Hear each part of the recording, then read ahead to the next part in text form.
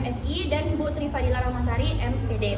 Nah, tujuan kami membuat video ini adalah untuk mengetahui jenis-jenis, fungsi, dan juga cara penggunaan termometer. Sebelumnya, izinkan kami memperkenalkan diri dengan saya Diva Rizky Fadila dengan NIM 250511042020. Dengan saya Ida Lestari dengan NIM 250512074313. Dengan saya Marlisa dengan NIM 2505120761. Saya Amelia Novera Putri dengan NIM 2505110479.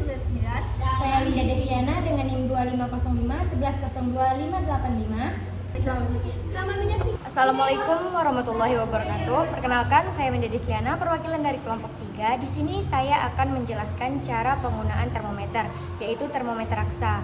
Bahan dan alat yang diperlukan di sini adalah termometer raksa dan cairan yang telah berada di dalam gelas beker. Nah, cara penggunaan yang pertama adalah pastikan termometer tersebut dalam keadaan baik dan bersih. Apabila dibutuhkan, cuci menggunakan aquades dan alkohol agar tidak ada lagi zat-zat yang mengkontaminasi termometer tersebut. Dan untuk cara memegangnya, pastikan kita untuk memegang bagian ujungnya, tidak memegang bagian dari termometer tersebut supaya menghindari termometer dari kontaminasi zat-zat. Nah, kemudian untuk melakukan percobaannya, masukkan tendon yang berwarna merah ke dalam cairan yang telah kita buat. Nah, kemudian pastikan untuk mengukurnya air tersebut harus stabil dan juga pastikan termometer tidak menyentuh dinding dan dasar dari gelas beker tersebut. Nah, untuk mengukurnya, untuk melihat hasil pengukurannya, pastikan arah mata kita sejajar dengan meniskus yang ada di termometer tersebut agar hasil pengukuran menjadi lebih efektif dan akurat. Kemudian, setelah itu pengukuran dicatat. Nah, setelah itu yang terakhir, untuk membersihkannya, pastikan termometer tersebut dibersihkan dengan menggunakan aquades kembali untuk menghindari dari kontaminasi zat-zat yang mengkontaminasi termometer tersebut. Sekian dari cara penggunaan termometer raksa. Wassalamualaikum warahmatullahi wabarakatuh. Penggunaan fungsi beberapa tombol yang terdapat di termogan ini. Jadi bisa dilihat di sini ada 3 tombol, tombol set, tombol plus, dan tombol minus. Langsung aja kita coba untuk pengaturan fungsinya. Untuk menghidupkan cukup tekan relatifnya. Di sini akan terlihat informasi. Oke, ini keluar low berarti dia tidak sesuai sama targetnya. Maksudnya targetnya di sini terlalu jauh atau tidak sesuai dengan kategorinya. Kategori yang dimaksud di sini adalah bisa dilihat di sini di tulisan kiri ini ada 2 kalau bisa diganti dengan tombol set. Yang atas itu berarti untuk mengukur suhu barang apapun. Kalau kita tekan set satu lagi, yang bawah berarti ini untuk yang suhu badan. Ini digunakan untuk mengukur suhu badan, jadi jangan sampai salah. Yang atas untuk barang, mengukur suhu barang, sedangkan yang bawah untuk mengukur suhu tubuh. Setelah itu bisa langsung ditembakkan dengan jarak efektif 5 cm. Dan akan keluar suhunya 35,7 atau berapapun itu dengan emoticon di kiri bawah. Emoticon dengan menampilkan senyum berarti suhu badan kita di bawah dari suhu tinggi, tidak flu atau normal. Oke, tahan tombol set. Ini akan masuk ke fungsi 1.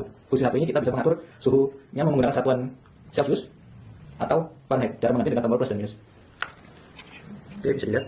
Tahan tombol set untuk masuk ke fungsi 1. Lalu tekan tombol plus atau minus untuk mengganti Celsius atau Fahrenheit. Tekan tombol set sekali lagi untuk masuk ke fungsi 2. Lalu tekan tombol plus atau minus untuk mengganti apakah dia untuk suara beatnya mau dimatikan atau tidak. Kalau dimatikan berarti modus silent. Ini berarti hidup. Oke. Tekan set sekali lagi masuk ke fungsi 3, F3. Di sini maksudnya adalah kita bisa mengatur fever warning istilahnya. Jadi pada suhu berapa, misal nanti menjadi batasan untuk orang itu dianggap flu atau tidak. Dari pabrik defaultnya ada 3,5. Misal kita turunkan ke 36 ya. Berarti di atas 36 kalau misal kita tembak seseorang ya 36 berarti dia akan terdeteksi sebagai flu. Oke. Jadi kita masuk ke mode F4. F4 adalah ingin mematikan atau tidak. Jadi itu bisa dilihat ini. Bisa dihidupkan atau dimatikan. Untuk keluar bisa tekan tombol set yang lama sekitar 3 detik atau bisa cukup tekan platformnya lagi. Termometer digital terdapat tombol on off, kemudian ada layar untuk menampilkan hasil atau suhu badan, dan di bawah itu ada logam. Cara menggunakan termometer ini cukup mudah, tapi sebelum menggunakannya harap dibersihkan terlebih dahulu ujungnya dengan kapas yang sudah ditetesi dengan alkohol. Kemudian untuk menyalakan termometer ini kita hanya perlu menekan tombol on off, lalu kita tunggu sampai ada tulisan L0 derajat Celcius. Jika sudah ada tulisan seperti itu, termometer siap digunakan. Tetapi, jika masih ada angka seperti 36 derajat ataupun hasil pengukuran sebelumnya, maka termometer belum siap untuk digunakan. Jadi kita harus menunggu sampai terdapat tulisan L0 derajat Celcius. Setelah itu, kita tempelkan termometer ke kulit ketiak.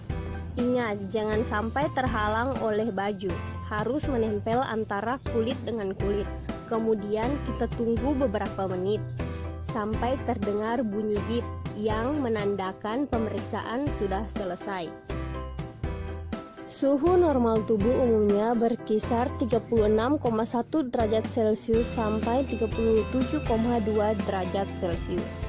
Apabila suhu lebih tinggi dari angka normal, kemungkinan Anda mengalami demam atau masalah kesehatan lainnya. Selanjutnya, prinsip kerja termometer. Ready to measure. It always starts up in degrees Celsius, and you can switch to degree Fahrenheit very easily by just pressing the button. And it shows a 1 at the moment because we don't have any thermocouple connected. So whenever it shows the 1, it means no thermocouple connected.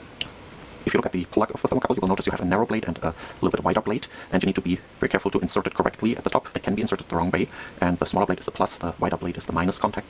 Insert it, and the measurement starts immediately. The great thing about this meter is that it is a full-scale K-type thermometer. That means it can measure as low as minus 328 degree Fahrenheit and up to 2498 degree Fahrenheit. And that's the full range that a K-type thermocouple can do. Let's now insert the thermocouple itself. This one here is a 3-foot wire thermocouple with a plastic insulation.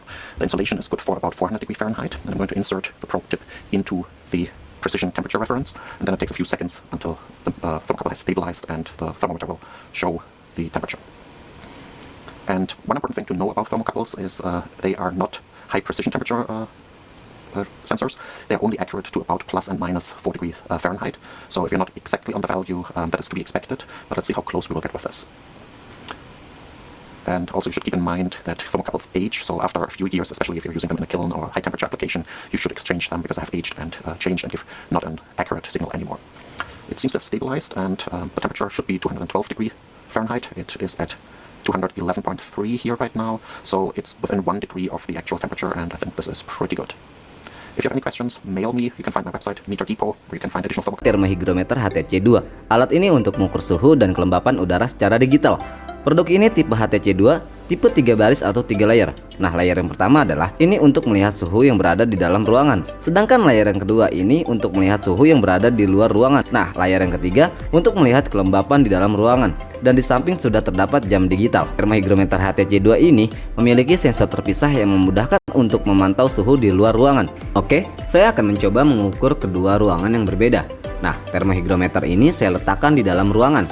Sedangkan sensor termohygrometer saya letakkan di luar ruangan. Nah, hasilnya suhu dalam ruangan dan luar ruangan berbeda. Suhu di luar terlihat lebih panas. Dengan termohygrometer HTC2 ini, kita sangat mudah sekali mengukur suhu yang berada di luar ruangan tanpa harus memindahkan termohygrometer ke luar ruangan. Cukup sensornya saja yang berada di luar ruangan.